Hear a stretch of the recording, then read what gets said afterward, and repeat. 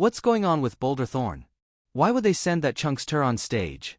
With his physique, he'll be out of breath after taking just a few steps. Can he even handle the battle royale? Quentin scoffed. Don't underestimate the opponent. Since Boulder Tom dares send him into the ring, he must have some extraordinary qualities that could potentially push the tide in their favor. Which one of you wants to go first? Natasha asked the three of them. Ms. Harmon, let me handle the first round. Stefan stood and strode into the battle ring. Among the three of them, his strength appeared to be the weakest. Because of that, it was only natural that he took the lead. After all, if he could secure their victory in the first match, he might as well have laid the foundation for their eventual win.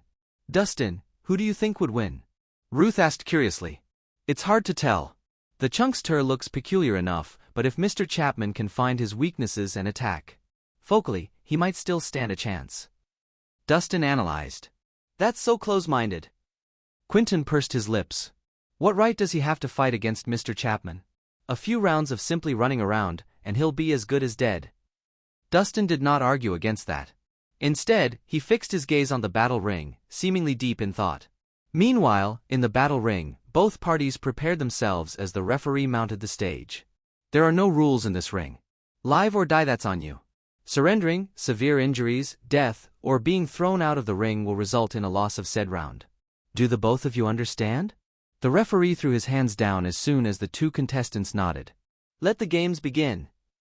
With a frenzied shout, the atmosphere around the ring instantly surged to a new peak. I've long heard about the many talents cultivated under the lead of Mr. Williams. I'm honored to be able to witness them with my own eyes today. After a firm salute, Stefan took a step forward and launched his first attack. The strategy he elected was to take control of the fight and exhaust his opponent. As the man's physique was beyond massive, his strength was apparent. Direct attacks were not a smart option if he wanted to last in the ring. To be on the safe side, he had to fully leverage the advantages of his lightweight body and the subsequent agileness it inevitably brought him. Stefan inched closer toward his opponent but did not launch a frontal attack. Instead, he rounded to tee back of the chunkster and slapped him on the back. A crisp slap rang out, but the chunkster stood unmoving. Throughout his body, his flesh rippled and trembled shudderingly. The force brought down by Stefan's palm had been completely dissipated by the violent shudders of flesh, leaving the man completely unaffected by its magnitude. So, this is what it is then?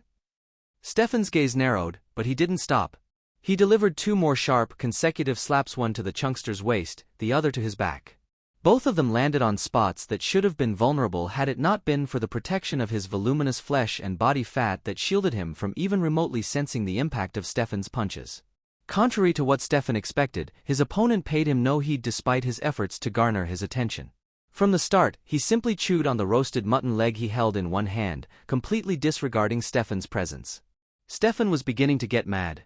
His palms transformed into brutal fists that pounded wildly from top to bottom in rapid succession. The series of punches he launched after that was almost crazed and merciless.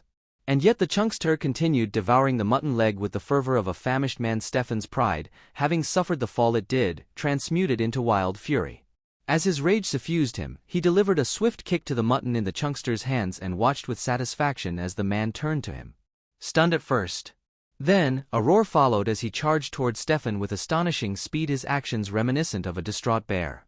A moment of carelessness had him colliding head-on with the chunkster's advance, his body airbound the next moment and his gut churning.